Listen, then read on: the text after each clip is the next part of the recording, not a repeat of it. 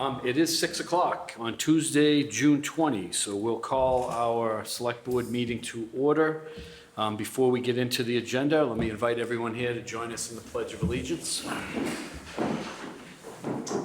pledge allegiance to the flag of the United States of America and to the republic for which it stands, one nation, under God, indivisible, with liberty and justice for all.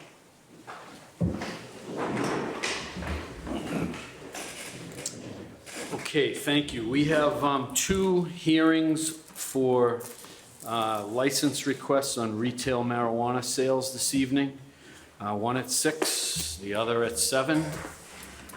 Let me read the hearing notice for the first one, and then I'll invite proponents to come forward and sit there. And then we will talk a little bit about our process. So notice is hereby given that the Select Board will conduct a public hearing in accordance with Select Board Regulation Article 37, Marijuana Retail Sales License Policies and Regulations, on June 20, 2023 at 6 p.m. at Town Hall, 1009 Main Street, Tewksbury, Mass. 01876 on the application of Bella Luna for a license to operate as a marijuana retailer on premises located at 890 East Street, Tewksbury, Massachusetts, consisting of an area of approximately 5,245 square foot building. As always, we invite input from the public. In this case, we asked for written comments to be submitted by Thursday, June 15th. I also want to note for our records that we have an abutters list with maybe 10 or 15 abutters that have been notified of tonight's hearing. And we have the legal notice that was published dated May 31st, 2023. Let me invite the applicant and anybody else that you wish to have come forward. Step up. All right.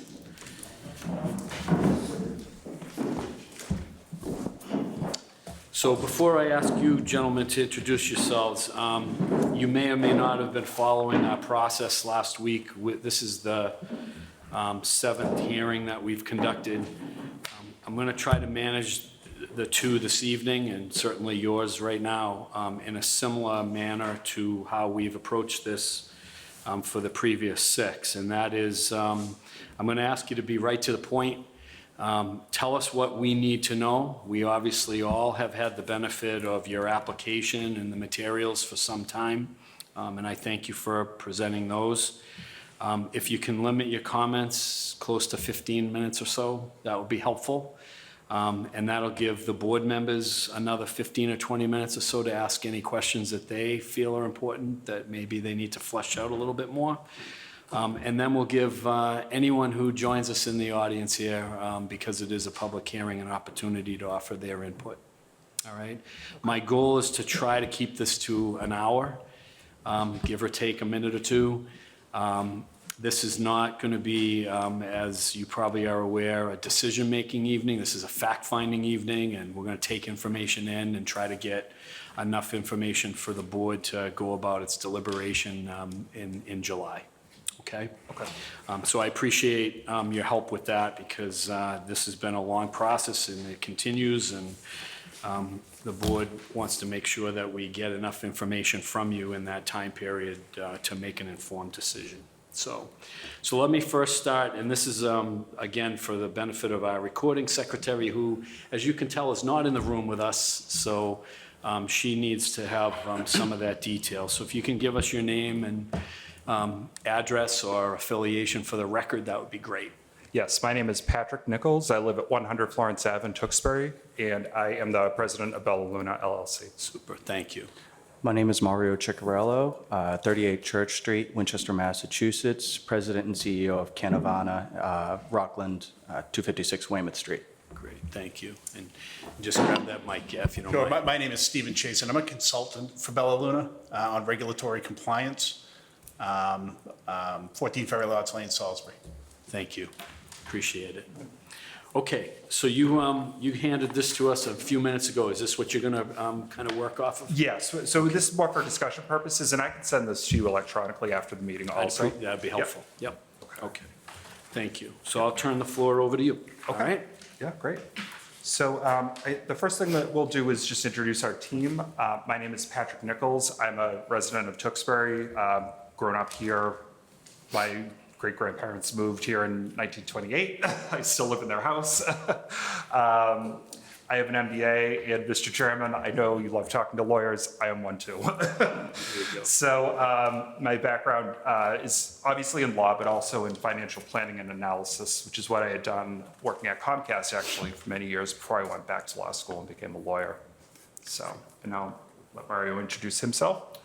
Again, Mario Ciccarello got into the cannabis industry back in 2016, and it was difficult back then. Everything was a nonprofit. Jeff Sessions was in the office. It was very hard to raise any type of capital. I'm a mechanic by trade. I had a repair shop in Malden. Been in business about 15 years. It was. It's hard to get into the corporate area, especially cannabis. It's in this industry, I think that helped us also because, I understand the customer's needs. And, back then it's, what does the customer need? How do they get their vehicle fixed at a good rate? And, being honest with the customer. And bringing that to cannabis, understanding the customer's needs really helped us for success. Great. And so just my own personal story, why I originally got into this, because I was a Tewksbury lawyer and now I'm applying for a cannabis license. A very common story. Back in January of 2022, I was diagnosed with cancer. I had colon cancer. It was pretty serious given my age, and it included a pretty serious round of chemotherapy. And so Dana-Farber gave me all sorts of pills to help with that appetite, and they don't work. They help, they don't work. They're not as good as cannabis was, and it made my whole experience much better. I'm in full remission.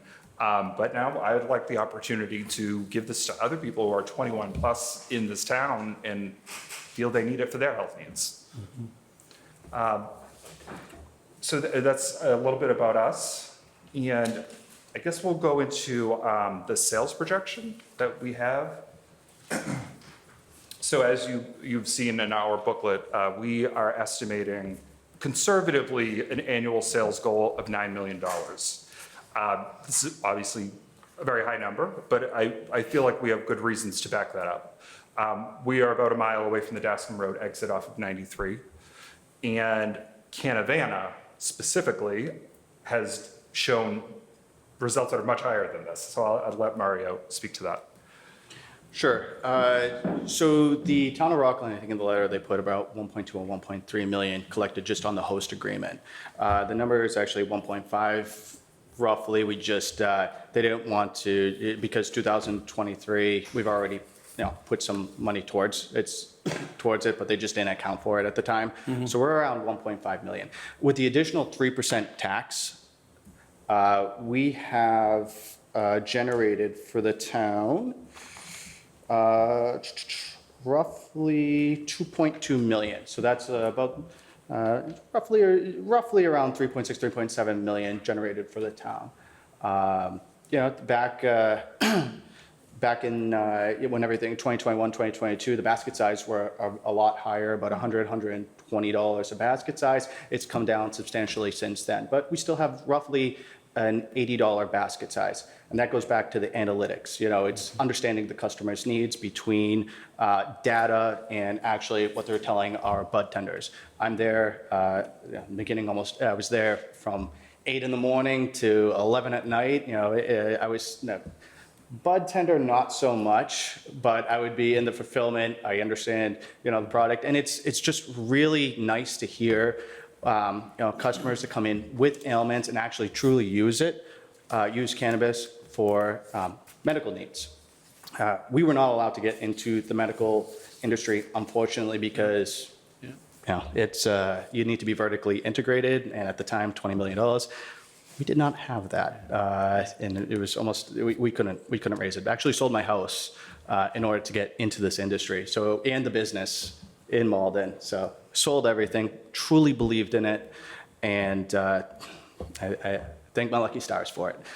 It's definitely changed our life. We just finally got out of a apartment, it's I thank the customers every day and the people who work for us. It's this industry. There's a lot of good people, but there's a lot of corporate people. We are a true mom and pop place. So hitting those Yeah, I'll sales talk about projections. the location a little bit. I'm sure many of you are familiar with the East Street, with the stretch of East Street, and also that sort of area along Shawsheen Street. We looked at many different places. There's a lot of vacant buildings there. Unfortunately, it is what it is. We did not feel that Shawsheen Street was going to work at all. There's a reason why there's 2 Dunkin' Donuts at that corner. So I could not imagine Shawsheen Street happening. East Street, we are on a nice straightaway.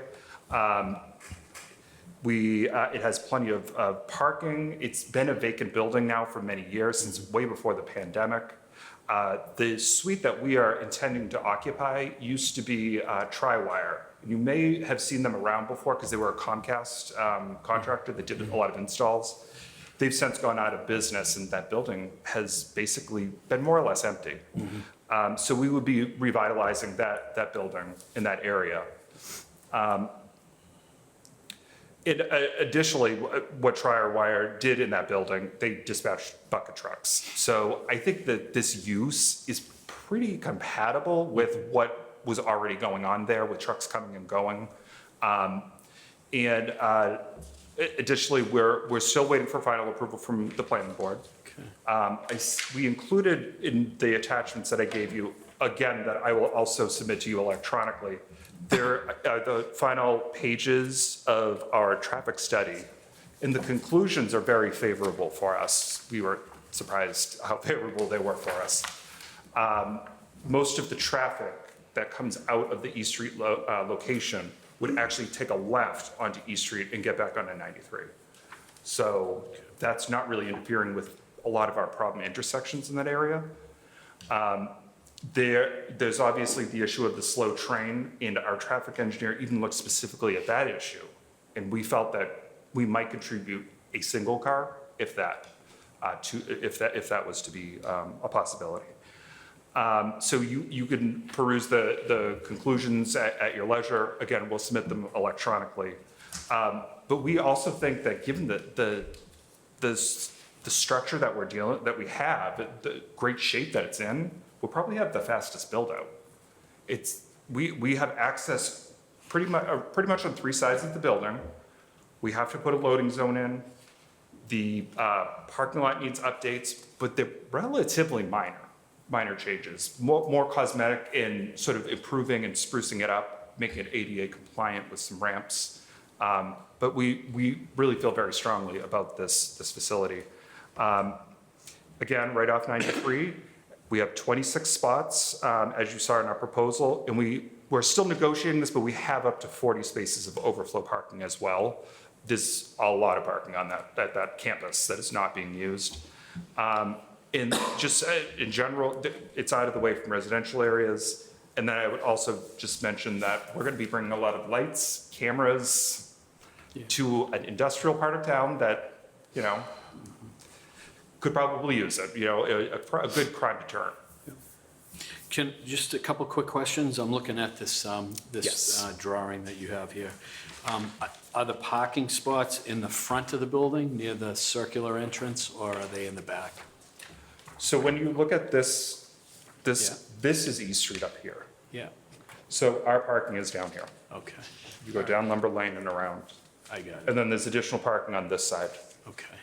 a significant amount of parking. And just refresh my memory, I think I have this right, but your entrance would be to the 93 side of the railroad tracks, is that correct? Yes, yeah, Okay, yep, yeah, very good, thank you. yep.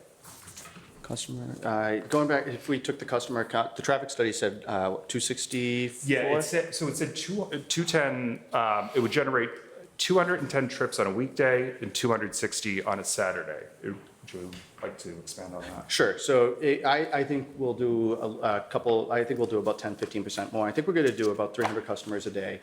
That's 108,000 transactions yearly, which brings us to the projections of around 8.6 to 9 million annual sales. Canavana sees substantially more. We've had 1,200, 1,300 customer counts daily. Not so much anymore. It's dropped a little bit, not much, about 900, 950 daily. We can have a customer, most of our customers are online orders. It's about a 60-40 split. If, let's say it's 11 o'clock, we can have a customer who's had an online order in and out in 27 seconds. We do time it. It's about efficiency. So we can give the customer who just wants to be in and out, almost like the Dunkin' Donuts experience. But there's, quite a few customers who come in who usually elderly, they want to understand, and that's where our bud tenders sit down and really explain to them, okay, this is good for this without making any type of claim. So that brings us at the $9 million projections.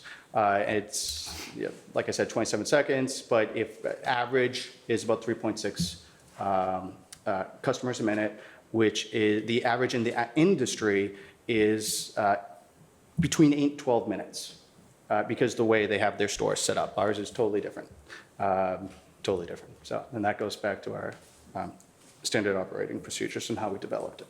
And we have only 21 parking spots at Canavana. This one has much more, so I feel like we could easily. We're talking a similar footprint. Yeah, we'll of- do the similar footprint. Again, an easy build out. Do you want to tell them a little bit about your interactions with the police? We had provided a letter of recommendation. Yeah, we work very close with the police. We work really close with the town, actually. We don't really, it's just keeping up the relationships with the town. The town administrator's absolutely fantastic. The select board's fantastic. Actually, one of the select board members works for Canavana now. She got in afterwards, go figure, right? We believe that we really need to have a good relationship with the municipality that we're in. Chief Zioli is an amazing individual. I got goosebumps from the letter, to be honest with you. We try to keep that great relationship. Excellent. And so just a couple more things I want to talk about. Just my involvement in the town. I'm a volunteer on a couple of committees in town, a contributor to the 100 People That Care. I'm also a pro bono attorney for KIND. It's a organization, Kids in Need of Defense, helps unaccompanied minors that find themselves in Massachusetts. And I also, should we get this license, we want to focus our charities. I obviously care a lot about cancer and cancer prevention, so that would definitely be on our list. CTI, Community Teamwork, is very near and dear to my heart. That also services Tewksbury and our surrounding areas, and they offer a lot of great services. And obviously, we would want to meet with this board and with the town manager to find out what your priorities are, and make sure that we're addressing what the community needs. Excellent. So I guess just in summing it up, I would say strengths, you have a local resident here that knows Tewksbury. You have an experienced operator that has solid results. North Shore, Winchester, Massachusetts, born and raised. Had to throw that in there. We're using an existing building that has been vacant for quite some time. And we'll probably have the fastest build out time. How many employees do you expect to hire? Do you have any idea? I would say about 20, 28, somewhere in around there. Canavana employs 42 in Rockland right now. Okay, thank you.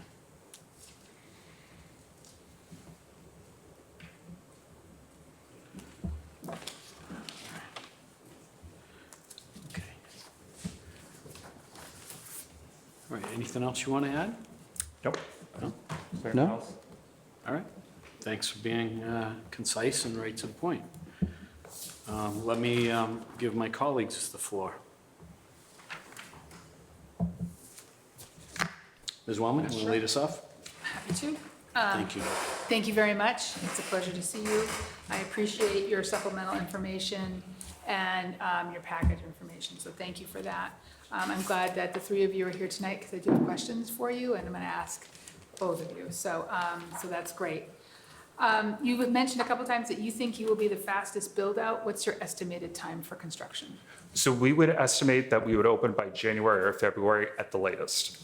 So you're thinking, well, provided there was a license Right. and the CCC met in December? Exactly, yeah. So the CCC plays a huge role in making that possible. If you want to add to that? I think it's contingent upon the CCC Yeah. and how fast they move. Contractors, we have contractors in place ready to go. If we were to get the license here, that would be amazing. Steve, do you want to mention? A lot of it's going to be contingent on. Microphone. when You the- gotta use the I'm microphone. sorry. A lot of it will be contingent on when they get the host community agreement, because we can't even apply to the CCC without it. So judging from probably that date would be, 5-6 months when that happens. Okay. All right. Can you tell me a little bit about how the Rockland HCA differs from the draft proposed HCA that you had? They were earlier, so maybe is it any different substantively, their community impact fee? What do you think? Do you want to take that? Well, Sure, I can jump in there real quick. I don't know Mario's HCA exactly, but with the new change in the law, all the HCA's are changing. So right now, we're coming up to where the first cohort of operators are now expiring from their 5-year HCA. Sure. So there's a lot of negotiations going on, but generally, with the new law, most towns are going by the letter of the law there on the impacts that, documenting the impacts, because there are impacts.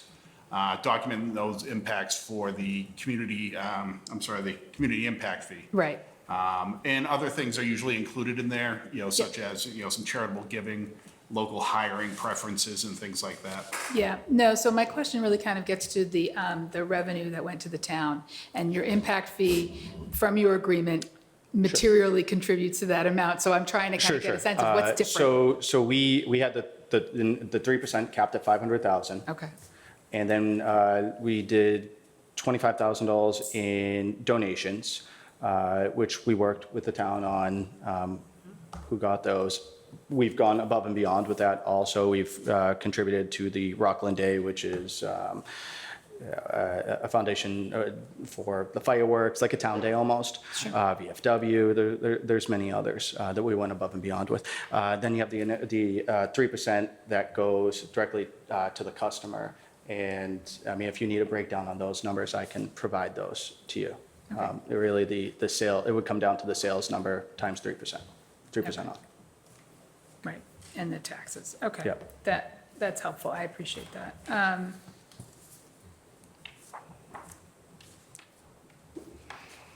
So I have two more questions. Actually, I have three, and then I'll stop for my colleagues. Mr. Ciccarello, I don't know how to pronounce it, I apologize. Ciccarello. Ciccarello, thank you very much, I Yes. appreciate that.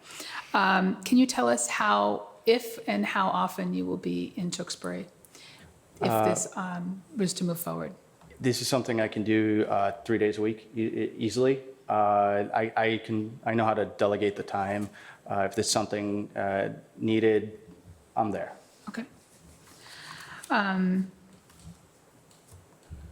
You mentioned that your average time per customer is something like 3.6 minutes. Yes. With a 27-second turnaround on an order fee. I'm sure that includes detailed, careful security procedures, and that's fine. But I'm curious how your layout contributes to being faster at customer service Sure. versus your competitors. Sure. The best analogy I can give you is you're checking out at a market and you have the cashier bagging your product or your food. It takes a lot longer than when you have a cashier and a bagger, correct? So that's how, we looked at it. We have the bud tender that does the cash transaction, but this is also done for security reasons. We don't want product on the floor. I think that's a big deterrent. We do not have, our product is not on the floor. Our product is actually is underground, actually, concrete vaults. So what happens is the label, anything flower related needs to get a label.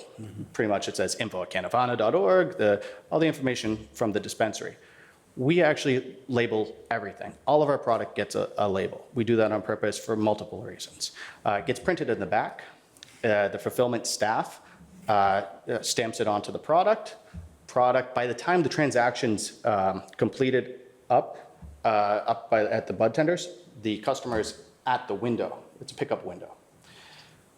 Then the product's brought up to that pickup window where I have another fulfillment staff member takes the receipt, reads off the receipt, checks everything off, initials the receipt, and make sure all the product is correct when it goes out. We can get around 3,300 products out a day. It's been upwards of 4,400 before.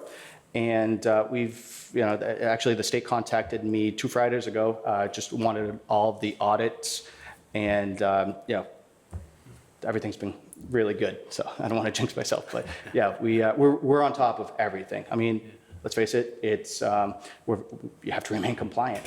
Yeah. And my final question, how do you plan to advertise your business? So Barrio has a unique advertising strategy. I don't think you do advertise, right? We don't advertise. Again, that goes back to That is being unique. a mechanic. You treat people right, they're going to tell a few people. You treat people bad, they're going to tell 11 people. That's the number. Yeah, that's how my father told me that. My father was a hairdresser, and he said, you treat people right, they will come back. I noticed word of mouth. We were the and first in the industry to drop prices. But, unfortunately, with 400 cultivators and 400 dispensaries, it's a race to the bottom. We're still doing well because we know how to price the product, again, knowing the customer's needs. There's no need to drop the product down, and most of these dispensaries are keystoning or less.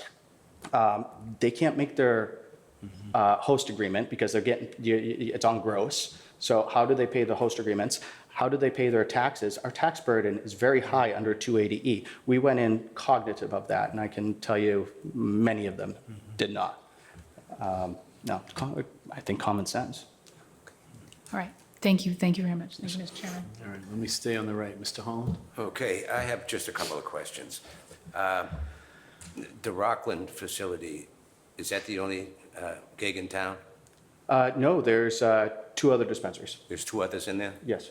Okay, the other thing, I went online and Kavana.org. Yes. The .org bothers me. That usually is a nonprofit. We started as a nonprofit. You started as a Yes, nonprofit, and then but somebody you took the are, you are .com. now for-profit? Yes. Right Okay. away, we changed. The reason I asked the question, because I was looking at the tax compliance, and you put in there Bella Luna, and then you put in doing business as, and it says to be determined. That's why I'm asking this question. Yeah, so can I do you mind if I just Go ahead. respond? Okay, yep. So Bella Luna is the store. We are going to have a management contract or agreement between us.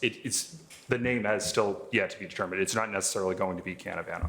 Okay, and the final question I have is, are you having compliance inside, or are you outsourcing your security, and your business plan says all that? It looks like you're outsourcing everything. So we have a security consultant, but let's talk about how you feel about security being in-house, or? Well, in-house is more of it's a liability, but we were actually the first company that did not have security inside. I explained to the CCC why, and they were okay with it. We work again directly with the police, and we've had details, Thursday, Friday, Saturday. It's a deterrence. Some people don't like to see a police officer there. For us and the staff, we like it. It's a deterrence. And as for security, we have many security protocols. That's something, I don't know if you want to talk in public or if I could talk to you and, kind of give you an idea. We have a lot of redundancy. For example, we have 74 cameras, all CCTV. It gets uploaded to a cloud. We have 3 different internet providers. And then again, our vaults are underground, concrete, steel. I've put a lot of thought into security. My family is they're law enforcement, different branches of law enforcement, and we've come up with a great plan. Is anything foolproof? Absolutely not. I can't sit here and say somebody's not. And we were the first to have active shooter policies in the state. We were first to have the burglary. When you have to upload all these policies, no one else had them. We had them because we care about the safety of our customers and our staff members. My wife's there. I'm there. Our staff members, we care about them. So, security is, I would say, our #1 priority. Now, let me ask you, compliance with your employees, is there somebody going to be on site for that? So we have to do audits almost daily. Yes, we do have compliance on site On site? every day. And have you had any surprise inspections from the CCTV? Yes, we have. And you passed? We passed. Okay. The only deficiency I got was when we went to waste product, you're supposed to have 2 signatures. I was the only one who signed it because I'm the only one who does it. Waste the product. We do it once either a month so that was my only deficiency. Okay, that's all I have, Mr. Chairman. Thank you, sir. Mr. Kratman? Yes, thank you. Thank you, gentlemen. So I'm taking a look at the floor plan and what you have laid out here. So you have a portion of this building, and the other portion of the building is to be leased by others? Yeah, so most of the yellow space that you see, that is empty right now. Yeah. There's another tenant on the 2nd floor above us. Yeah. There is another suite sort of off to the left that is also empty. And then further to the left, there is a warehouse company. So it's about half empty, half The full. building. And so you said you have 26 spots, and you're looking to get 40 more. Where would you be getting the other 40? So the 26 spots are right out in front of the rotunda. Yep, okay. Now, all the way over here, there's plenty of parking, and we've already discussed with the landlord having a pathway sort of connect. So there's a very large parking lot. Basically, if you look at the building straight on and you go take a left down Industrial Ave, Yep. see that huge parking lot is all owned by this property owner. And, you're talking about, my biggest thing is about trip generation when looking at these places. I love the new business, I love revenue for the community, all that, but I got to look at the mitigation and other things that happen. So you talking about 300 customers a day, but then said you can handle up to 900 or 1,000. This is not far from 93, and from what we've heard from others, there isn't a lot of them off of 93. So this could be something that really could, you only, club out there, you're only gang out there on 93. So there's a lot of people that would be coming from other communities, may be coming to that.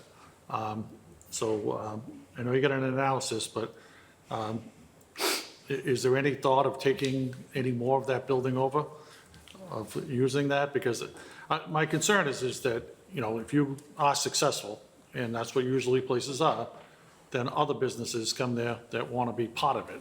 And if they're as successful as well, and you may be doing 1,000 trips, whatever it may be, you're right across the street from Market Basket Warehouse, which has trucks going in and out all the time. And if traffic gets backed out there, coming in, I don't want, we've been promoting vehicles, the trucks, to go out to 93. Market Basket actually gives them, the truck drivers telling them to please go that way. My concern is if all of a sudden this really gets busy and the trucks are exiting that area, they decide to take a left and start heading down to a town hall because of the backups out there.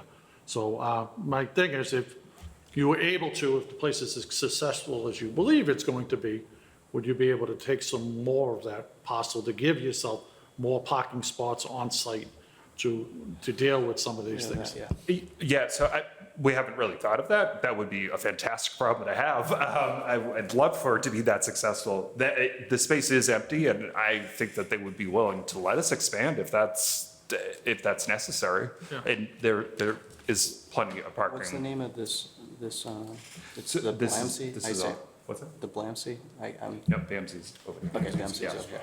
This is another empty Okay. spot, yeah.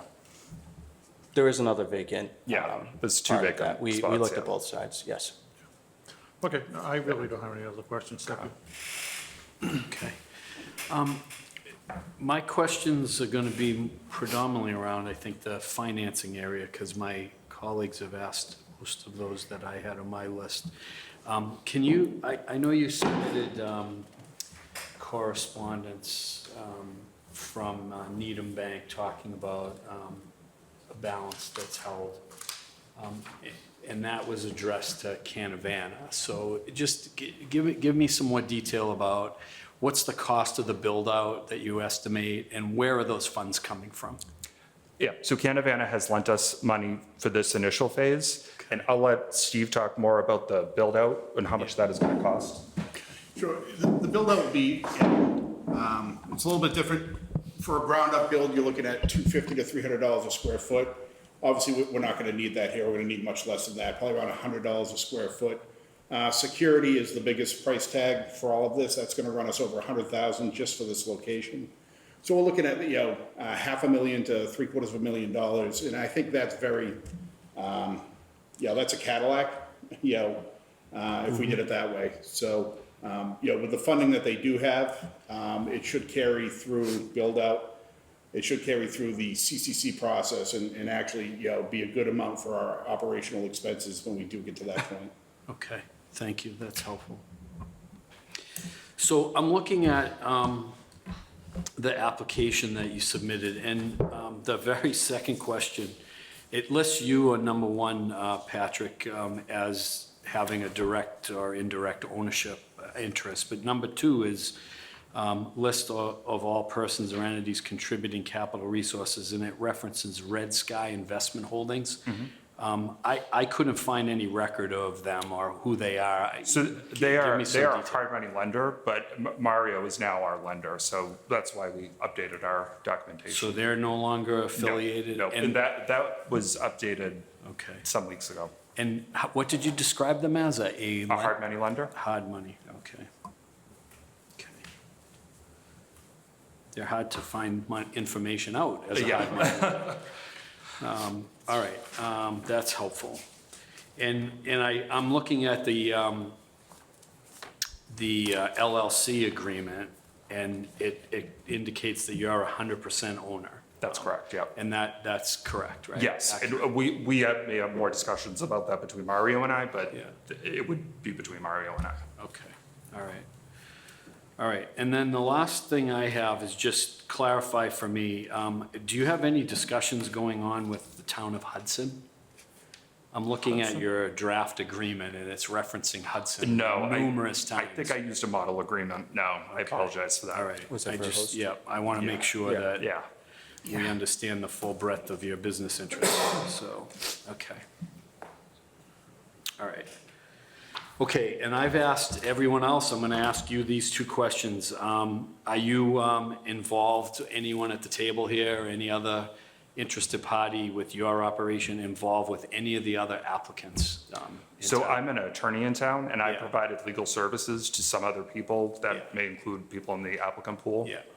But other than that, no, this is my Not source. as an investor or No, a business, no. okay. This is what I'm invested Yeah, in. and if for some reason this board chose not to give you Bella Luna a license, are you planning? I go back to being a simple country lawyer. Okay, there you go. All right, I appreciate the answer to that. That's helpful. All right, I don't have any other questions either.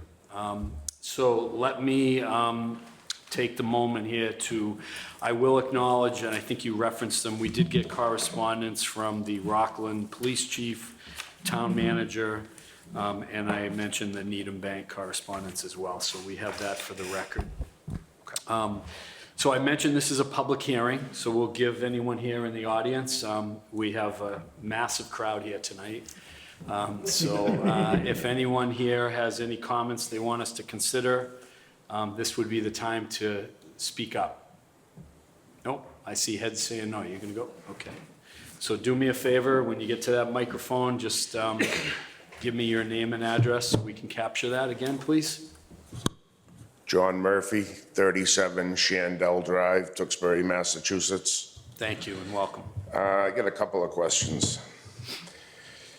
One being the location, less than 2/10 of a mile from the ice rink indoor soccer facility, across the street from Market Basket, the railroad tracks.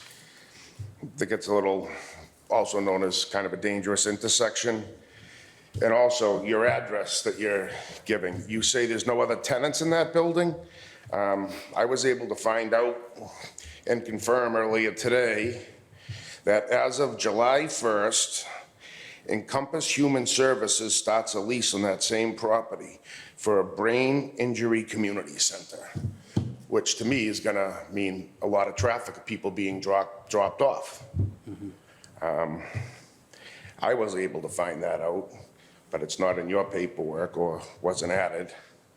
Let's see. Your build-out time, it did seem possible till you started mentioning underground safes. I find that a little, you're rushing that a little bit. And the fact that I'm just a little bit confused too by the fact that there's two people sitting at the table as to whether or not the two businesses are gonna be connected. It seems like they're both owners in the group. Okay, we'll ask for some clarification. Thank you. All right, so I think I heard two questions in there, and you can certainly add if you want, but first one, talk to the build-out again, relative to the vaults being in the ground. Yeah, so I just want to say, we were not saying we're going to build an underground safe in No, this no, facility. No, it's, He has an underground safe in his So facility. clarify. yes. over here, Yep. it's, we just for Okay. clarification, Yeah. no. Okay. They will be concrete safes, but they're, Yeah.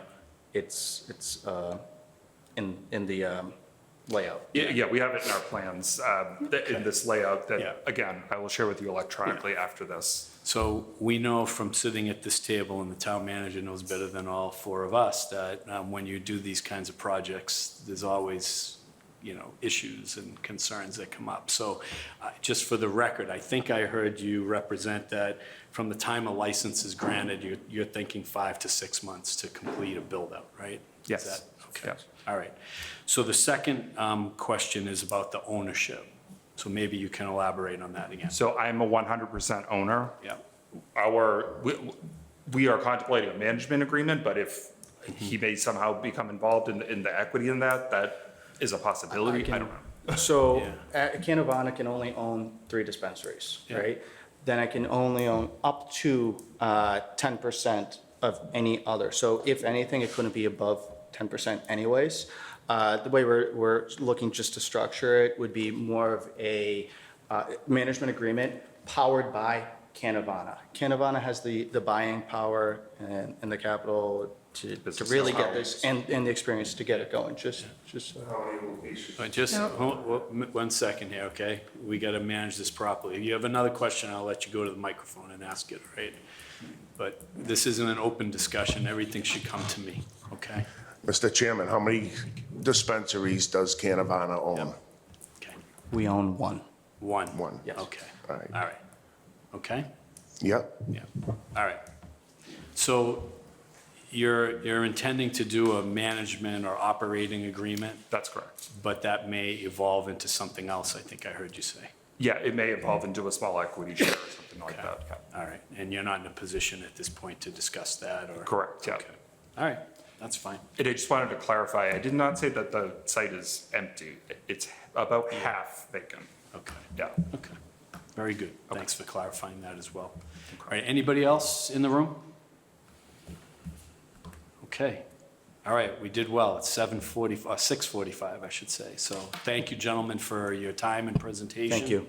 I'm gonna ask my colleagues to do as they have with the other 6 hearings. We're gonna keep it open and continue it to July 18, at which time, hopefully, we will, make some further steps forward in the process.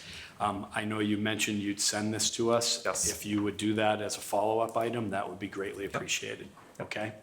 Definitely. So with that Mr. said, can I Chairman. ask for a motion? Mr. Chairman, make a motion to continue the hearing until July 18, 2023. A second. All right, so for the recording secretary's benefit, motions made by Ms. Wellman, seconded by Mr. Holland. All those in favor, please signify by saying aye. Aye. Any opposed? I will vote in the affirmative, so that's a 4-0 vote for the record.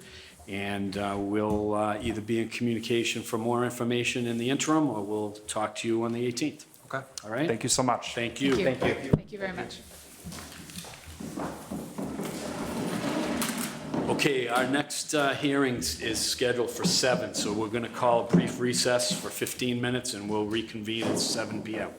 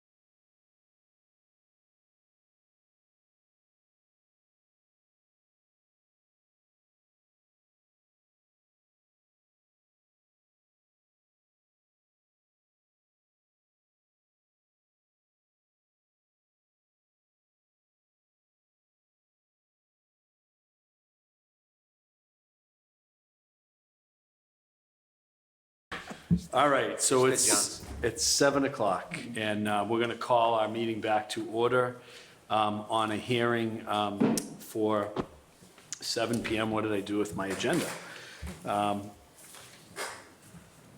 Well, I know it's Carboneer LLC, so let me first give the floor to Mr. Holland. For transparency purposes, I have to, I filed disclosure with this board for appearance of conflict of interest, because I worked for Mr. Graffio for 3 weeks, and I assisted in the transfer of a liquor license, a liquor store from Don Smith to Mr. Graffio. And it's an appearance of conflict of interest, so I'm not recusing myself. I feel that I could, won't show favor towards anything or anything in that matter where I can perform my official duties as an elected official.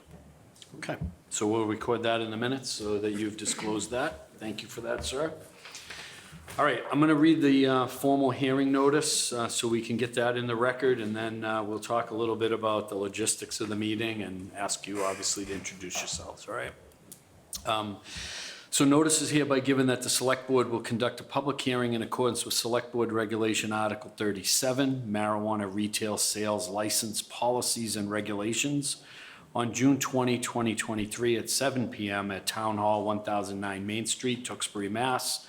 01876 on the application of Carboneer LLC for a license to operate as a marijuana retailer on premises located at 2186 to 2196 Main Street, Tewksbury, Massachusetts, consisting of an area of approximately a 3,200 square foot building.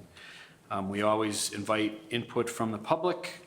And in this case, we asked for that input in writing by Thursday, June 15, 2023. I'll note for my colleagues' benefit, we have an extensive abutters list, nearly 3 pages long, actually, no, 4 pages, 5 pages, almost 6 pages long of abutters who were duly notified of tonight's hearing. And we also have the official legal notice that was published dated May 31st, 2023, for the record. I want to take a minute to note that we have correspondence dated today from a Paul Galinas or Galinas at 7 Edgar Avenue. I believe it pertains to this particular application. I'll touch on that commentary later. From him. And then I know you're going to probably reference materials that you just handed us in your presentation. Is that right? Okay. All right. So I don't know if you've followed any of these previous hearings. We've now done 7 of them. This is a process that I think we're getting pretty comfortable with. I'd like to ask if you can try to follow along with us here. We're going to try to limit this to an hour. We're not making any decisions tonight. This is all about input and your opportunity to tell us about your proposal and give us, your best or highlights about what you think we need to know. I'd like to ask you to try to be 15, 18 minutes on that. My colleagues and I will have some questions. That's going to take us probably 15 or 20 minutes. And then we have a 16,000 person audience here, and we're going to give them an opportunity if anyone has any feedback that they want to put before us to consider. And we'll take all that information in. At the end of the process, unless there's any surprises here, my colleagues will likely offer a motion to continue this hearing to July 18. And that's being done by design in a couple of reasons. One is we may have some follow-ups. We might ask you to submit some more information, for example. We want to give you the opportunity to do that so we can weigh that in our decision-making. And then we want to afford members of the community who may not be in the room tonight, but they may be paying attention to this discussion, an opportunity to, again, in writing, submit any comments to us. So we're going to give that delay. and we'll come back here for our business meeting on the 18th, and we can communicate with you ahead of time if we need you here or not. But you're always welcome, right? It's a public meeting, so welcome. So let me, I know, we all know, but there's a person behind the curtain who records all the minutes here, so if you don't mind. Yeah. Introduce yourself and your address or affiliation, and I'd appreciate it. Yep. So my name's Dean Graffio. I reside at 52 Pinnacle Street, and I'm the CEO of Carbonaire LLC. I'd like to introduce my team first. So I have Rob DeFazio, my operating partner. Rebecca Adams is our project manager. Okay. Rick Morse actually has a dental emergency. That's why we're a little bit late. So he is our architect, but he will not be making it tonight. He But bit off it's- more than he could chew. Yeah, he's little Is he okay? issue. Yeah, he's okay. Okay, all right. And then James McMahon is our attorney. Great. And we have extensive experience in the cannabis field amongst this team in Massachusetts. Okay. So I'm a 46-year resident of Tewksbury, and I reside here, and my family's grown up here. And I'm also co-owner of Smitty's Liquors Liquor Store, 1091 Main Street. Doing business here in Tewksbury. We run a business that's closest, I feel, to cannabis in the sense that it's state regulated with liquor, alcohol, tobacco, and lottery. So the closest thing to cannabis without having cannabis. I've been down this path looking to get a cannabis license 4 or 5 years. So this is my opportunity in the town of Tewksbury to try to get this. At our liquor store, we have no compliance issues, state and local, in the 5.5 years I've conducted it. And my operating partner, Rob, also has 2 stores in Amesbury, in Haverhill, and he has a clean record as well. No violations in his years. So we feel like we're coming and presenting a good record of following the rules. Our retail location will be located at 2186 to 2196 Main Street. We're looking to hire 20 to 24 full-time and part-time staff with a preference for Tewksbury residents. Our hours of operation will be 10 to 8 Monday through Saturday, 12 to 6 on Sunday. We have a building option to lease the land and construct a new building. In the handout I just passed out, you will find a letter of credit of up to $1.4 million in working capital to build out and develop this site. This is more than we feel we will need. There's also renderings of our new building attached in that application. Also a few support letters from Rob's charitable efforts. Lucy's Love Bus to assist children and their families who are battling cancer. Veterans Northeast Outreach Center that help at-risk homeless veterans and their families. Tough Warrior Princesses to help women fighting cancer. I also recently forwarded you videos of other nonprofits that Rob has and his team and customers have supported. I'd like to turn this over to Rob now, our operating partner, to give you an overview of how operations work at his stores. Rob is a service-disabled Navy veteran who currently runs 2 retail stores in Amesbury and Haverhill. Thank you. Thank you, Board, and thank you for having us here. My name is Robert DeFazio. I'm CEO of C&A Stores. We're a veteran-owned cannabis business in Amesbury and Haverhill. When cannabis came around in Amesbury, that's the first place I started because that's where I live. That's where my kids grew up. I'd lived there for 23 years, and I figured that if I was going to do it or have someone do it in my town, I can control it to make sure it's going to be done right. And that's kind of how I threw my hat in the ring. We went into Haverhill. Our 2 stores are very similar in the way we operate comparative to what Carbonaire is setting up in regards to security, operations, and things of that nature. If you really look at the cannabis shops, the main concern is security. And that's a lot of towns and cities have that concern, and so did we when we started our business.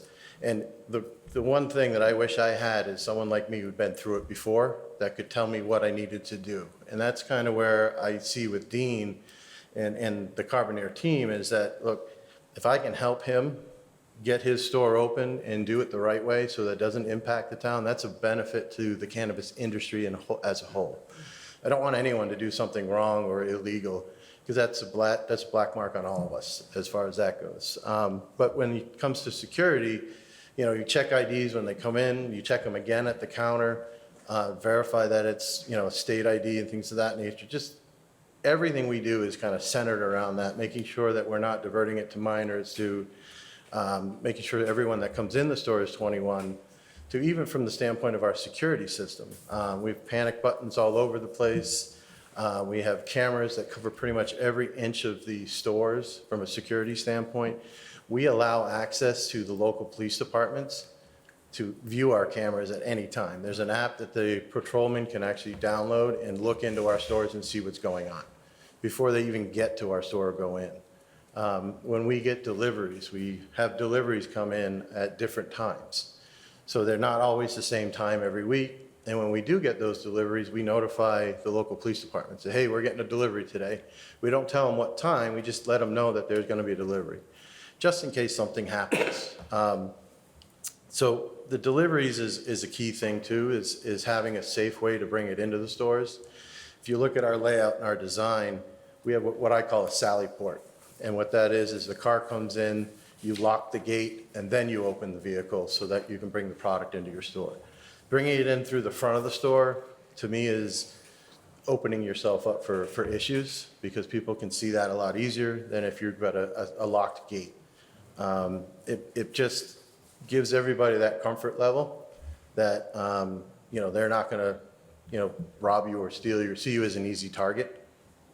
The other part of that is when deliveries come, there's 2 people in the van. Our team will have 2 people out there. One person will always stay with the van, and that delivery will come into our store. The average size box is like a 2-foot by 2-foot box delivery. You might get 2 or 3 of those. So you might have just a dolly. That's the most you ever take in. If you think about the size of these vaults and the amount of product you have, like for example, my vault in Amesbury is about 400 square feet, and if I wanted to fill it all with product, it would be a lot of money, close to $500,000. Well, we don't sell that much in a month in some cases. So that's kind of where you're looking at deliveries, minimizing your amount of risk that you're taking by having too much product in there. And the way you do that is by having more frequent deliveries, maybe on a weekly or bi-weekly basis. And when they come in a small, like Nissan van, at work, like a Ram Tradesman is the car vehicle that we use. So it's very small. There's no markings on it. Ours is just a white van, it's plain as day. You can't tell what's in it. It just makes it a lot easier. The other thing for security is training, right? So if you train your staff appropriately, they know how to handle situations when they come in. We actually have a security consultant that comes in and audits our staff on a monthly basis, and we do training on a monthly basis, just as a refresher. Mostly on security, there's also product training and things of that nature. One of the big things that we've done is we work with Northern Essex Community College, and we've created a certificate program with them and helped support them in all that training process. So it's not just for our team, but it's also for anyone who wants to get in the cannabis industry.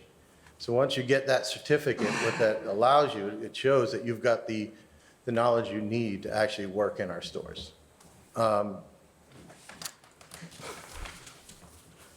I think from that standpoint, just the constant reminder to our staff, and, I always say, in the military, we call it inspect what you expect, right? So you're constantly just checking.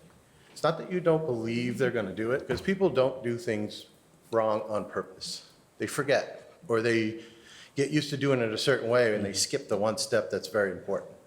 And then if you don't inspect what they're doing, you'll never know that they're doing it wrong until 6 months later, an inspector comes in and catches them.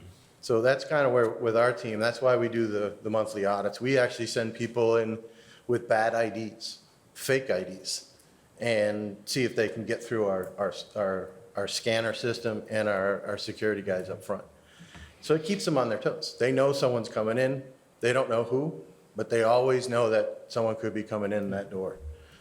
And to me, that's what keeps us vigilant and makes sure that everything that we do is done the right way per the regulations. You know, and it also kind of creates this, it's, I don't want to say it's comfort level with our staff, that they've been trained, not in, because there's certain things you don't think about that you need to be trained on. From a security standpoint, when someone comes in, noticing certain things. The security system also covers the outside of the building. So you can actually see, and the way we do our operations is I have a security person rove the outside parking lot. Just because you don't want people to consume on site, you don't want to have someone sitting out there casing out the building, or someone just doing something stupid like changing in the parking lot. We've had that, you know, so it's an easy thing to do from a security standpoint, but it also, it's a deterrent for bad things. So as it pertains, you know, to sales, right, we had talked about, it's about $8 million in annual sales as we get up to about our third year, and it starts off slow. And it's not like it was from a traffic standpoint where you saw when stores first opened. Our Amesbury and Haverhill store, we had shuttles planned, we had, you know, parking plans, other parking lots that I had rented so that people could go there, we'd shuttle them to our space. Our Amesbury store has 26 parking spaces, there's 2 other tenants in there along with us. We have 6 dedicated spaces, we see somewhere between 250 to 300 customers a day. No problems with traffic. When we opened in Amesbury, we had a police detail. The first day they said, "No, we don't need to be here anymore. This is not a problem." Haverhill, it was 4 hours it took them to say, "We don't want to stay here." And we had 28 parking spaces up front of our Haverhill space. So traffic, yes, has always been a concern, and it's definitely creates trepidation between, you know, okay, how bad is it going to be? How much worse is it going to make the area?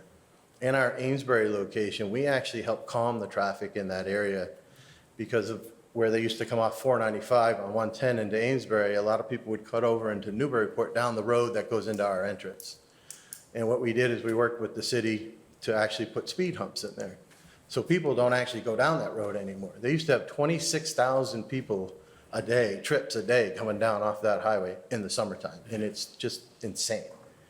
But because of what we've been able to do with putting in some traffic calming measures, we were able to actually not have an issue, period. It helped our neighbors down the street, all the residents down that street, but when it came down to it, we didn't impact that area. We actually improved it. You know, now everybody goes out to 495 down one exit and over. So when you really look at certain things like that, that's kind of where you get into, okay, what's the sales going to be like, right? How much traffic, how many people are going to come? You know, yeah, when you first open, you're going to get people to come see you just because you opened. Just like any grand opening, it's usually pretty busy. But as you get open, you've got a lot of other stores that you're opening in this town. And what we've seen specifically in Haverhill is as a store opens, our revenue actually goes down. And that's because the city of Haverhill's like a big pie, right? If we've got, you know, 3 people open, we get 33%. We go to 5 people open, we get 20% of that pie. Your slice just gets smaller. It's not like more people come in. And that's one of the things where you look around the surrounding cities, this becomes more like a convenience store or your local liquor store, like Smitty's, where you go because it's the closest to you, or you go because you like them, or you go because they have what you're looking for. It's not the destination spots like they used to be when they first opened. You know, and what we're seeing, like, for example, when I first opened our stores in 2020, we were buying wholesale cannabis for about $4,000 a pound. Last month, I bought it for about $1,300 a pound. So prices are coming down. The market's definitely becoming more competitive because there are more stores open. So as you look at, you know, what drives your customers to your stores, 1, it's local. 2 is, you know, great quality staff and creating an experience in that store. So like our Amesbury store is phenomenal. It's 2,000 square feet. We see 250, 300 customers a day. I've seen upwards of 600 customers in a snowstorm before Christmas Eve. So if you think about being able to get into our store and get out of our store, we didn't even have a problem that night. with that many customers coming through. The problem we actually had was we ran out of some product, which is a good problem. But when you really look at being able to handle that traffic and how do you service your customers, you know, it's the average ticket time is around 5 to 6 minutes. So as your customers come in, the ones that, the first time they come in, we sit down with them, we may spend a half an hour with them because we want them to understand what they're buying. Some people have never smoked before or had cannabis before. So we take the time to create that connection with our clients so that when they do come back, the next time they, oh, I want to try this, I know that, or they put a pre-order in.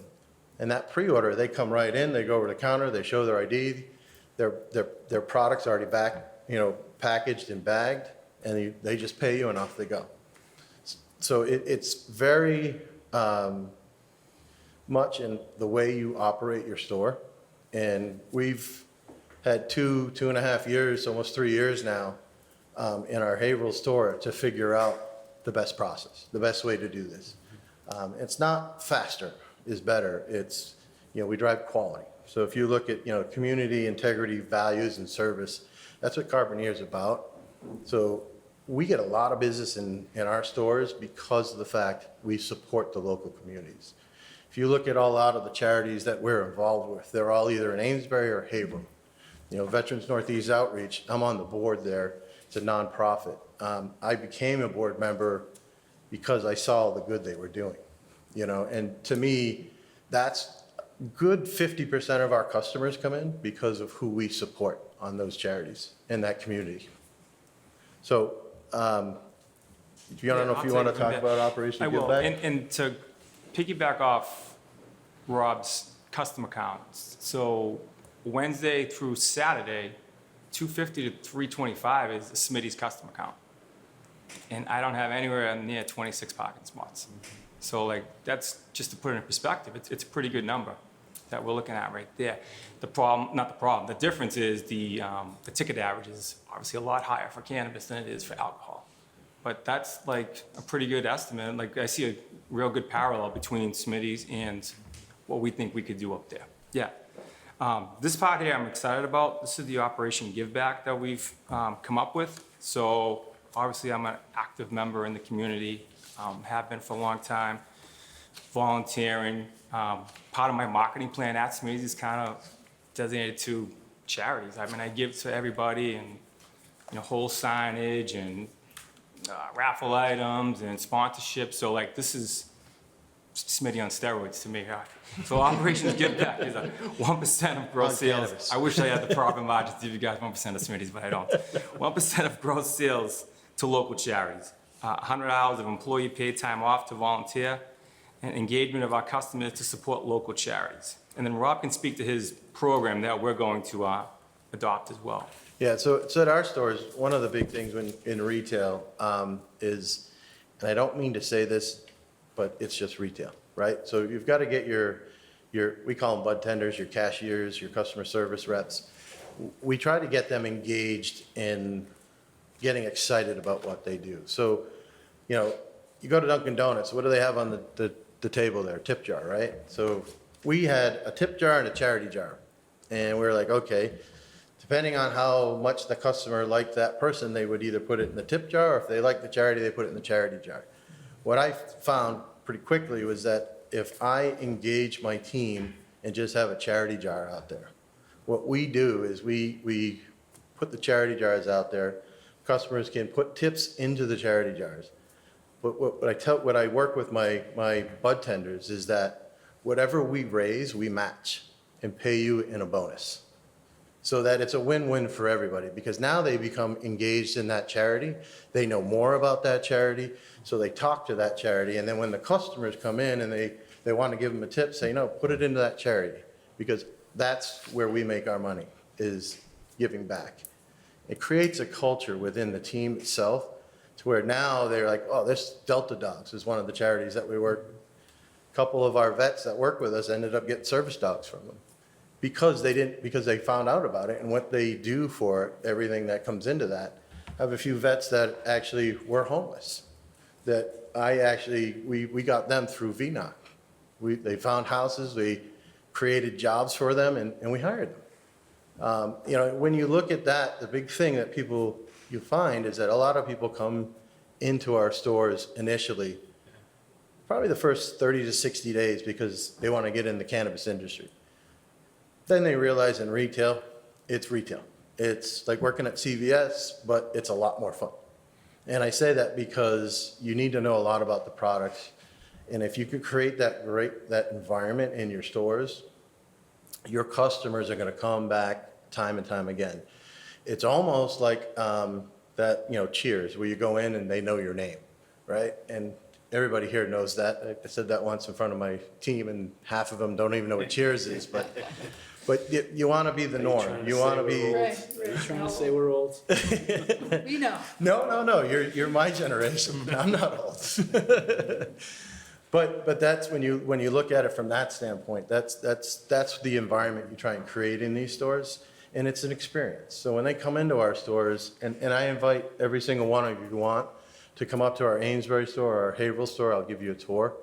I'll show you how we run our operations, so you can actually see what we do and how we do it, and the security that's in place in that process. We also have a cultivation site up in Amesbury. You know, you're welcome to come tour that also. Great. So, Awesome. All right, so I'm going to turn it over to Rebecca, and she'll give you an overview of the location and the building. Great, thanks. Thanks, Dean. As Dean previously mentioned, my name is Rebecca Adams. We did present to the planning board for site approval on Monday, June 12th. I don't usually pat ourselves on the back, but the board did commend Carbonaire as one of the most complete applications and on a great application. So as you know, we are proposing construction of a new retail building, which will be approximately 3,200 square feet.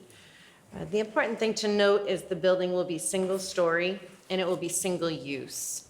It will be an adult-use cannabis dispensary. Our project really represents, though, a very sensitive and thoughtful approach. We have actually spoken with neighbors at the planning board meeting, and we've listened carefully to their concerns. And not only have we listened to their concerns, but we are adopting and addressing their concerns in our revised drawings that we will be resubmitting to the planning board. And just to let you know, some of the concerns included the tree lines at the rear of the property. So our project will ensure that we maintain a buffer line for neighboring properties. Removing the existing vegetation was another concern that a neighbor had addressed with us. And we are revitalizing and transforming 2 vacant lots. So we will be providing mass plantings and trees, which will be used to really soften the building silhouette and provide shade for paved areas, creating a pleasant and welcoming environment for visitors, but also for neighbors. We are providing more of a vernacular form in modest materials so that the building harmonizes with the surrounding area and reinforces the existing streetscape. I believe you all have photos. Great, thank you. So the use of greenery and landscaping will further enhance that building's connection to the natural environment, and it will create a more inviting space for the local community. We have provided adequate ingress and egress to the property through a full access right off of Main Street. We specifically did not include ingress and egress through March Street. As you know, March Street is a residential road.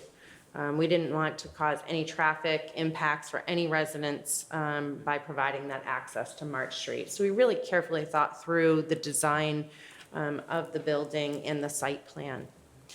The driveway will be approximately, located approximately 210 feet north from March Street. So that will provide adequate and safe access to the site. And we are providing 26 parking spaces, 14 are required Two of those parking spaces will be handicap accessible, one being van accessible. We also are providing two bike spaces on the property for bicycles. I know we talked a little bit about traffic. Dean and Rob spoke to you regarding customers. We did provide a traffic memo with our site plan application. The memo shows the project will propose to generate 35 to 62 vehicle trips during the morning and evening peak hours respectively. We did go ahead and begin a traffic study to supplement that traffic memo, which will be presented to the planning board. We anticipate that study to be completed by the end of this week. However, the project is not expected to have any noticeable effect on traffic flow within the area based on the numbers that we already generated through the traffic memo and through the amount of customers that we anticipate coming to the site and leaving the site.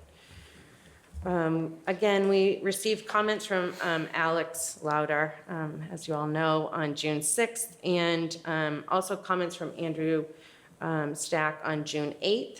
So we are currently revising our drawings and providing appropriate responses. I think the most important thing for you as a board to note is that we can comply and address all of the comments from community development, engineering, and the fire department without any issues. That was clear to the board when we did present, and we will be responding to them as appropriate. And also, we're here to answer any questions regarding the site plan and the site design as well. Yeah, so in summary, we're an experienced locally owned company working with a veteran operator with a great location who wants to give back to our community. So we're happy to take any questions, comments, or concerns. Awesome. Thank you. Yeah. All three of you. Am I under the time? Let me, Yeah, we're a little over. you did okay. We won't call it a filibuster. All right, anyone on the board have questions? I have a Mr. question. Holland? Yeah, I read that lease line of credit. Can you tell us who Red Sky is?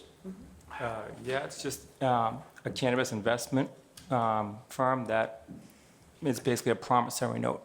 So there's no equity, there's no holdings. It's just basically because banks cannot loan, it's federally not Right. acceptable, that we just had to go through other measures. But it's just basically a loan. What is the Harbor Grace?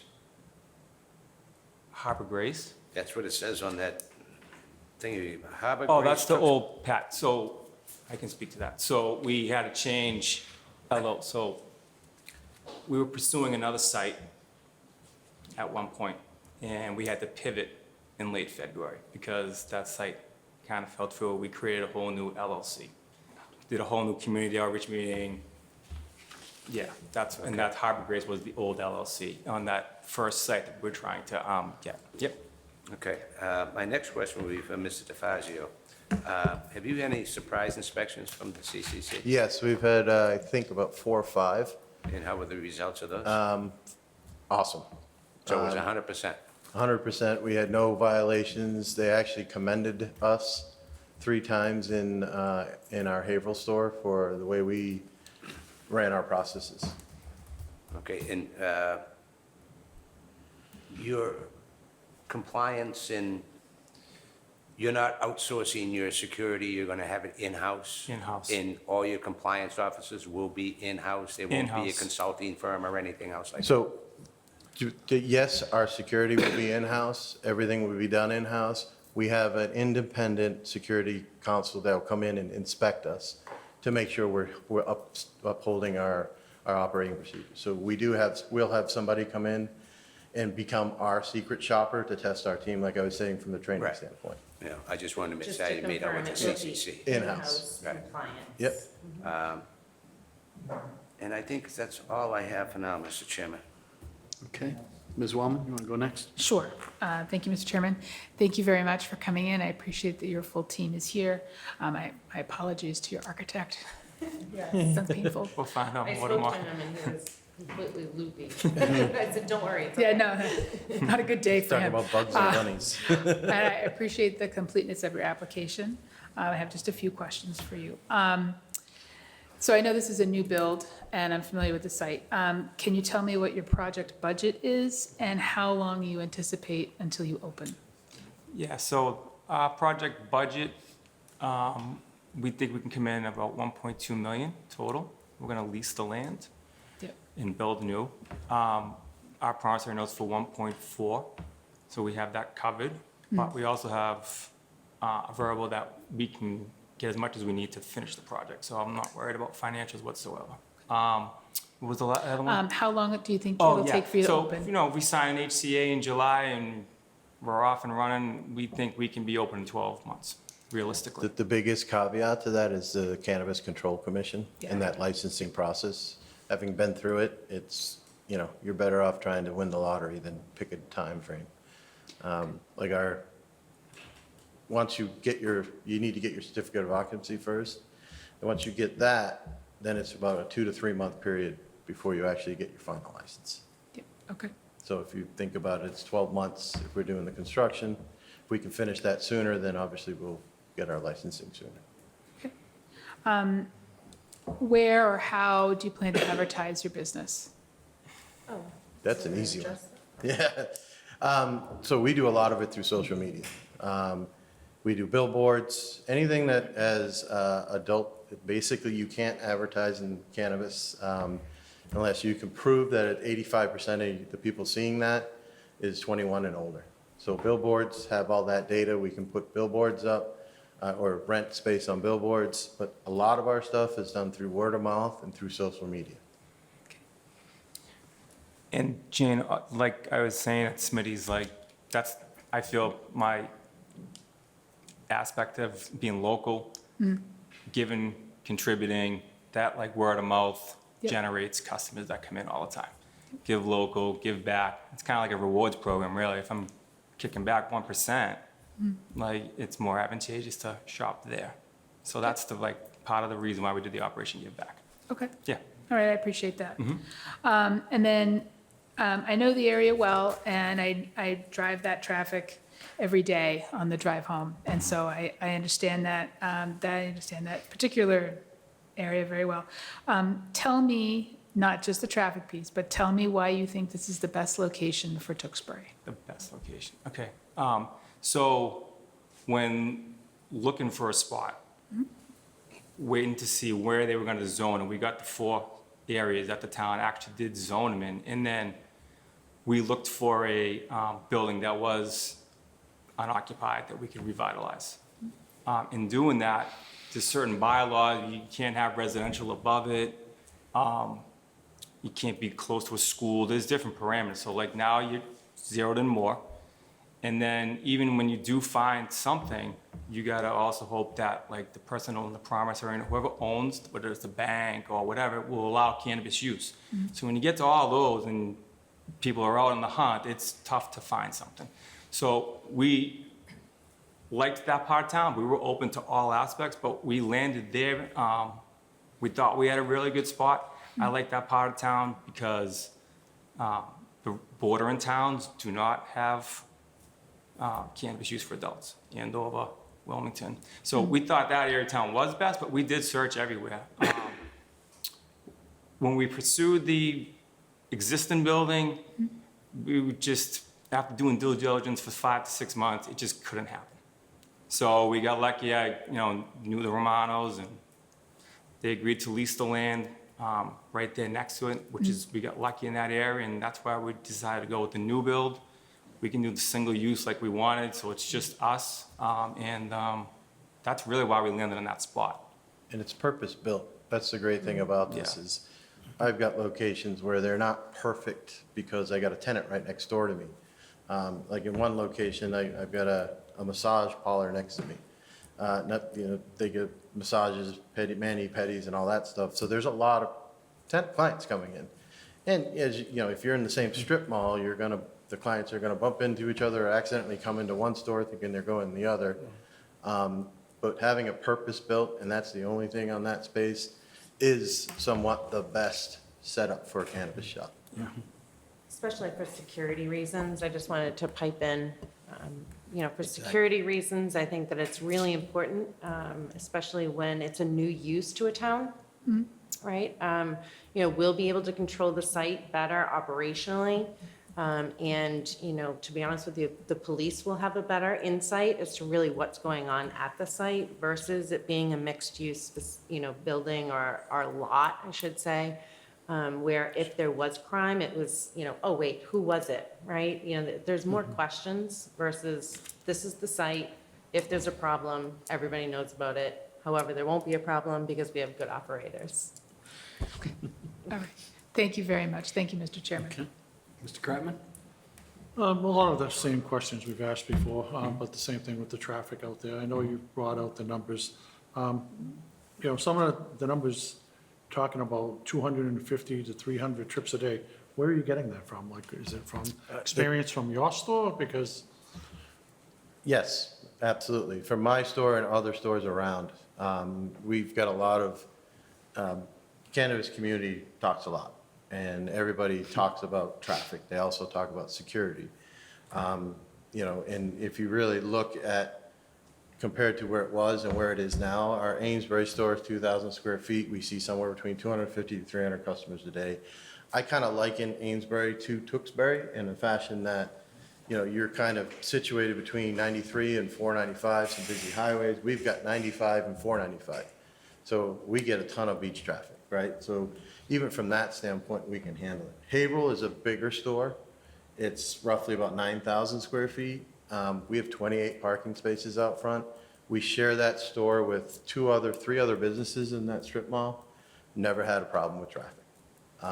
And that goes down to the average ticket times, being able to control that with people, our security staff, roaming the parking lots. There becomes a traffic issue, they can go out and direct it, clear it, and calm it. It's traffic, like I said, has always been a concern, and it's something that's very important to keep an eye on from our standpoint. okay, and then the property, I know you mentioned residents that came to the meeting and talking about the tree line. Looking at the pictures, I mean, I know it's just a view of it, but it showed a front view and a back view. Is there like a fence or something going up, or is it something that's, I couldn't tell if you're just showing blankness in the background, or if that's something you plan on building something? Because I know there's an elevation There is to the back of the property that goes up to a residential area. There is an So- elevation, yes, and that is one thing that we discussed with the residents, that we would make sure that there is vegetation in the back. There isn't a fence in the back. There is a fence to the left side of the property near the auto, adjacent to the auto. Yeah. Thank you, auto repair. I couldn't think of the name Jim of the Bedros. word. The auto repair company to that side of the building. We also have discussed fencing in the security area where the transport vehicle would come in. There were some comments about that, and so we're working with some of the neighbors to discuss that. But there is no fencing in the rear, other than just around the dumpster. Okay, and then, with these type of places, I know you have security and lighting and those type of things. So the lighting planned, would there be a lot of additional lights added to this property, or? Very good question. So we are proposing parking lot lighting, as well as lighting at the entrances and the exit, and some perimeter lighting. It's all downcast, it's all, Zero dark 30 lighting is what they call it. Yep. Yes, and, we will make sure that there aren't, the emergency lighting, if it has to come on, it's not shooting into any neighbor's property. And again, there's no noise, no anticipated noise. We will address the garbage pickup to make sure that it's not at 5 a.m. Or, at an hour that would be unruly for any of the neighbors. Yeah, and that's a good point. You're talking about garbage pickup. Are you planning on putting a dumpster on site? Is We that- are, yes, You are? it is on the plan, yes, Okay. and it's in the back, the rear of the parking lot area. fenced in away from, so you can't see it. That's all I have, Mr. Chairman. Thank you. Thank you.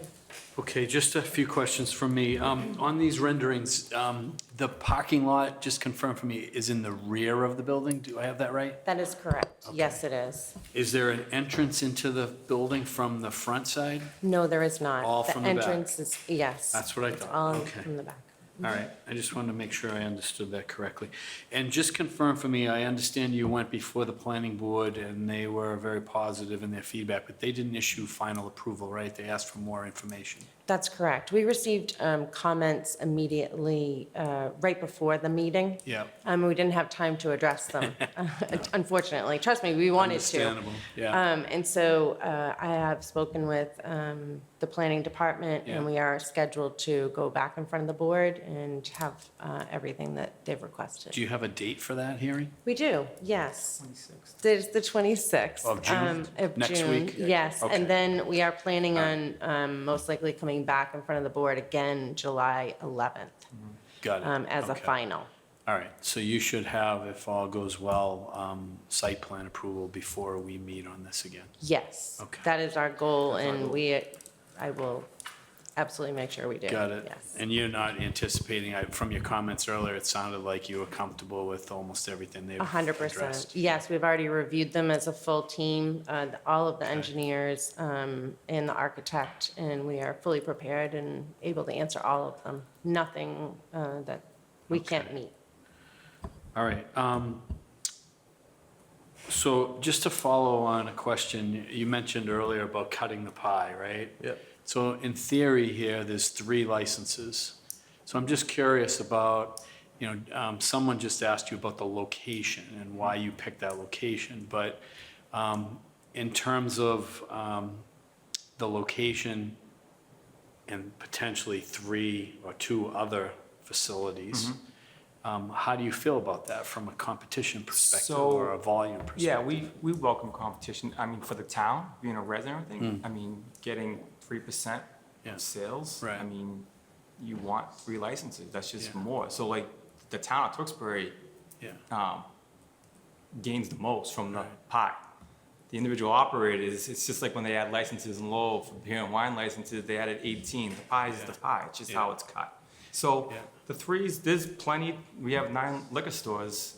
Yeah. It's just the way it is. Like, you don't have one supermarket in a town. That causes traffic. To be Yeah. honest with you, you only have one supermarket. Yeah. So if you have 3, Yeah. you're alleviating traffic because you have 3 destinations to go to. Same with liquor stores, right? You have 9 all around the town. People go here, there, and everywhere. That alleviates traffic. If there's only one destination, you might cause a Did, problem. did the number of potential licenses factor into your revenue projections?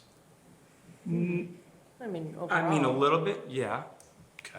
Yeah, we're not here shooting, Yeah. Like with I mean, the yeah, lone if wolf. you were the only store Yeah. in town, right? Yes. My assumption is your revenue projections would be different than if Be a you're lot a higher. shop, 1,000%. right? Is that a fair 1,000%, statement? yes. Absolutely. Okay, that's what I'm looking for you to confirm for me. All right, and then we had this discussion earlier unrelated to your proposal, but you're 100% owner, Yes. is that correct? Correct. And your relationship with CNA is what? I'm an Owner-operator. owner-operator. Operating partner. Yeah, Okay, so will you have any ownership interest? owner-operator. Got it. Okay, I just want to be clear, because it's important that we have a full understanding of the lay of the land. And Mr. Holland asked about Red Sky, was the same question I was going to ask, Yeah. because I've seen it on other applications too, and it gets to one of my questions is, are you involved with any other applications? No, this Okay. is my baby right here. Yeah. We have a lot of money invested in it, Yeah. and I want to see this through. Yeah. This is and- my and if- location. If you don't get a license, are you going to be working with anybody else? My goal is to get this license. Okay, fair answer. No. So my last question is, oh, I just forgot it.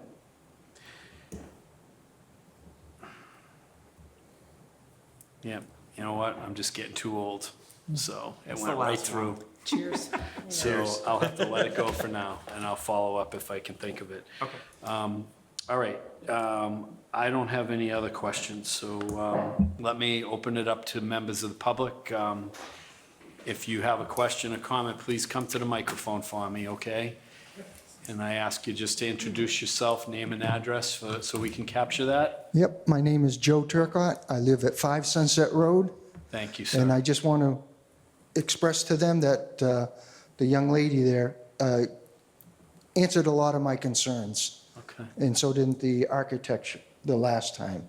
The only, I do have a couple, and that is, we have come to understand it starts at 10 in the morning and goes till 8 at night. Those are the business hours. Are those your hours? Those are the hours that the town has allotted, yes. And the concern is as far as, I don't want to know the times of your delivery as far as that goes, but, will it be between Right. 10 and 8, not 1 and 2 in the morning? No, they'll be during normal business hours. Okay, and the other concern is the dumpster. I have to deal with the dumpster from your neighbor that sometimes at 5 o'clock in the morning, it sounds like an atom bomb going off when they drop the, you So know. dumpster pickups are during normal hours because, one, it has to be locked because it may have cannabis waste in it. So we have to go out there and unlock it for them.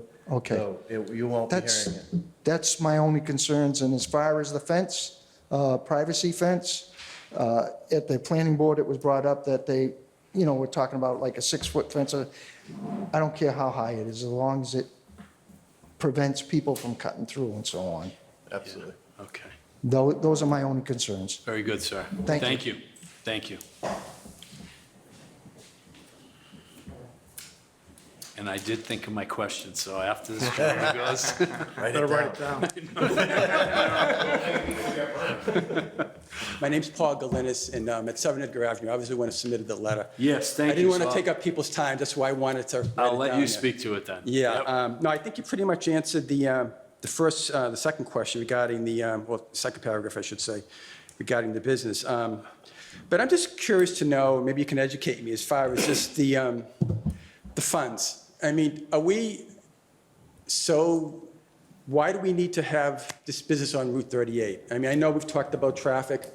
Yeah. And with all due respect, I'm going to backtrack a little bit. I appreciate your question about the location, because with my humble opinion, I don't think you really answered it that well. You said things like, well, it's the nice area, we couldn't find something else. I'm paraphrasing. So I think that should be a little bit, the board should consider that a little bit better. I lived in that area. I live right next door. A mechanic is right in front of me. I have an industrial complex next to me, and I deal with it, but now I'm going to have another one. It's going to be right next door, okay? Say it's a nice area. I live there. You don't, okay? You mentioned Haverhill. Haverhill's a city. It's not a town. Tewksbury's a town as far as traffic is concerned. So when you're doing, and I don't know anything about traffic studies.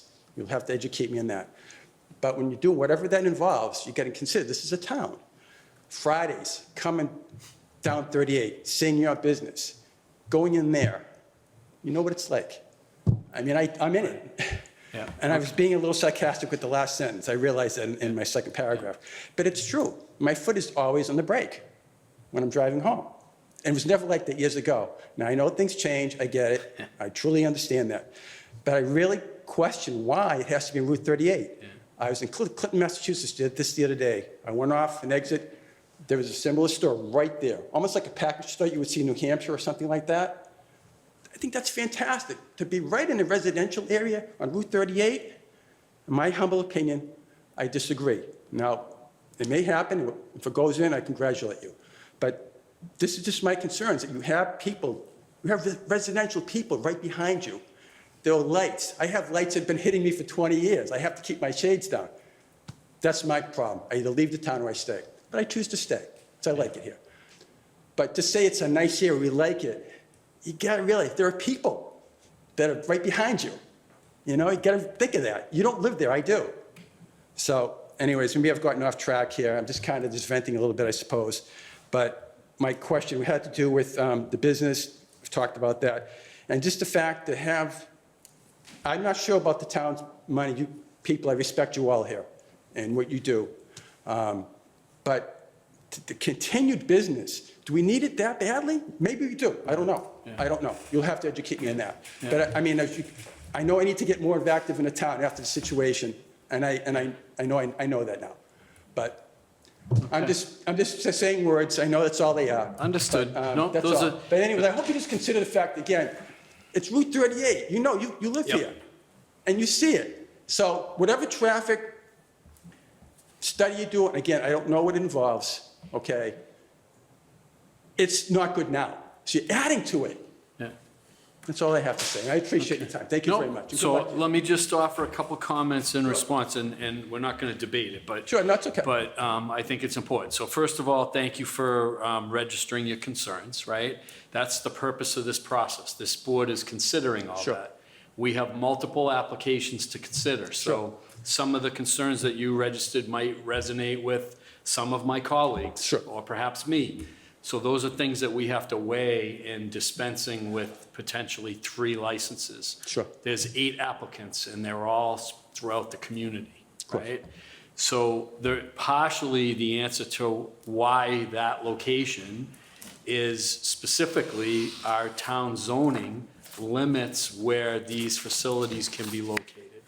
It just so happens that what you're referring to at this location is within the zoning that allows for it. Okay. So we can't do it necessarily on Route 38 in the center of town, right?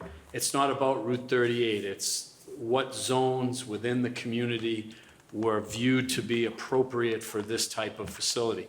It doesn't mean that that's where it's going to end up. Okay. It just means that it's one of the possibilities. Okay. Right? So I think that's important. And one of the criteria that I know I'm going to wrestle with and my colleagues will wrestle with is exactly that, the geography and the equity in the community around impacts, right? That's a very important topic for us. We've dealt with that in many other discussions unrelated to retail marijuana. We have pubs and restaurants that abut residential neighborhoods where we've had to address issues like that in the past. So it's obviously something we're well aware of. Okay. All I can say is I can assure you, we take everything that you said and anything that anybody else brings to us, and it goes into the bucket here, and we have to consider all of that in our decision-making. So I appreciate that you came here and you voiced those Yeah. concerns. Thank you for your Okay? time. Appreciate it. All right, thank you. All right, anybody else? You can ask your question first, you can. No, I want you to. Let me make sure I get this right this time. John Murphy, 37 Shandell Drive, Tewksbury. More so point of interest than direct questions, Mr. Chairman. I agree with their projections on customers per day. I've been here, sat through both of these, watched the other one. Some of the other projections by some of these other companies were way overinflated. I've done a lot of research. I've done a lot of work on this. I've done a lot of homework. I knew this was eventually coming. To me, it's a no-brainer to have 3 shops in town. We need the revenue in this town. It's very obvious by some of the potholes you drive by on a daily basis that we need more help, we need more revenue. And these places, they'll bring it, as long as we do this the right way. Security, top center priority right there. And you guys have done a great job asking the questions that need to be asked. And I also agree, standalone structure for a cannabis shop is the best way to go. Most of them are set up that way. If not, they share with an industrial counterpart, not another business as much. They're more industrial than anything. And just like you said about the transportation, nobody should really have to worry about it. A lot of the companies that I've investigated, done work with, use private companies that they're not affiliated with. They're bonded, insured, transported, and that this product is transported just like an inmate is transported from a state prison to a court hearing. It's done very securely. The process is very well. And thank you guys for your time. Thanks for your comments. All right, I was going to mention one other thing to the prior speaker, and that's about the revenue, right? I can only speak for myself, but I don't view this as a revenue issue. This is about the town residents voted to authorize retail sale of marijuana in Tewksbury. The revenue may have been in their mind when they authorized it. We didn't authorize it, the residents of Tewksbury did. So our job here is to implement what the state law allows for, and there's a level of local control here with respect to the siting of facilities. The state law allows a percentage of liquor stores as retail marijuana locations. In this case, there's potentially 3. We didn't decide that. It's a function of the state law. The law also allows for the taxation of that, and it allows for host agreements. And if we're going to have this in our town, then I know this board is going to make sure that we get every penny that the residents deserve to get for it. But it's not being driven by a desire, at least I can say for myself, at this table, to generate more revenue. It's a response to what the voters told us they wanted to do in Tewksbury. Whether you agree or disagree, our job is to implement that at this point. So that's really the genesis of it. And I hope that clarifies a little more. So my question, right, it's, thank goodness, because I would have woke up at like 2 a.m. and said, I remember. But it goes back to the operator-owner situation. And someone else asked it a couple other hearings. It's very important, is you have the expertise. Yes. Mr. Graffio knows how to run a business, but he's never run a cannabis retail facility. So what's the plan to be here in my community to make sure that all the security you talked about and all of the procedures that you talked about are executed on correctly and appropriately so that we don't have to have problems? So one of the things that we do, and I plan on doing, and I've done this with other cannabis operators, is I bring them into our stores Yeah. and have them shadow our team Okay. and train them on that process before you even open. And when we do open, I will be there with my son, who's also he's our manager of one of our stores. Yeah. We will be there during the operations. We will be in with Dean, teaching his team how to run this site. And also kind of being that, the expert that they call or turn around to, because we'll be there as they open, to make sure that they understand what they can do and what the regulations allow. Because that's the biggest thing. It's not very different than Dean's liquor store, to be honest with you. Just a few more extra measures that we have to do, and that's not hard for people to pick up. Usually in about a week or 2, a new bud tender / customer service rep can go on their own, and they can do that. And that all comes back to training, right? Yeah. And being present. I live in Amesbury. I am not far from here. My cultivation site where I have my office is in Amesbury. I can be here in about 40 minutes at the latest. But that's the great thing about this industry in a whole, is that there's a lot of training that we can do to get them up to speed and fast. Right? And then that comes back to the inspect what you expect. So it's not a, hey, get you going and we're out of here. It's, we're going to help you operate. We're going to actually track over the first 1 to 2 years how their team's doing. I'll rate them independently. So that process is ingrained to the point where Dean says, okay, I'm good. I can run with this. All right, great. If I can speak to it too. So I felt a little short in another community, and the thing I learned from that was I didn't have an experienced operator with me. Yeah. So when Tewksbury was gonna get close to legalizing and I saw the tea leaves, I started getting the wheels in motion because I wasn't gonna strike out because of that. And I found a great partner. Yeah, Good. for sure. Okay. All right. Yep. So this isn't about getting it off the ground, it's about No, making it work. This is a right? resource. Okay, that's, And developing that culture, because if we can all help each other out, we all win. And that's kind of how we approach our business. terrific. All right, thank the 3 of you, and it's 8:05, so I'm going to ask my colleagues to make a motion to continue this hearing to July 18th. So moved, Mr. Chairman. Second. All right, so Ms. Wellman offers the motion, Mr. Kratman offers the second. All those in favor, please signify by saying aye. Aye. Any opposed? Chair votes aye as well, so we will be in touch with you between now and July 18th.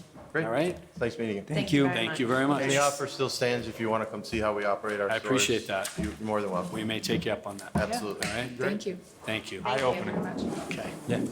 All right, could I ask, we have no other business tonight, so can I ask for a motion to adjourn? So moved. Second. We have a motion made by Mr. Kratman, seconded by Mr. Holland. All those in favor, please signify by saying aye. Aye. Any opposed? We are adjourned at 8:05 PM. Thank you.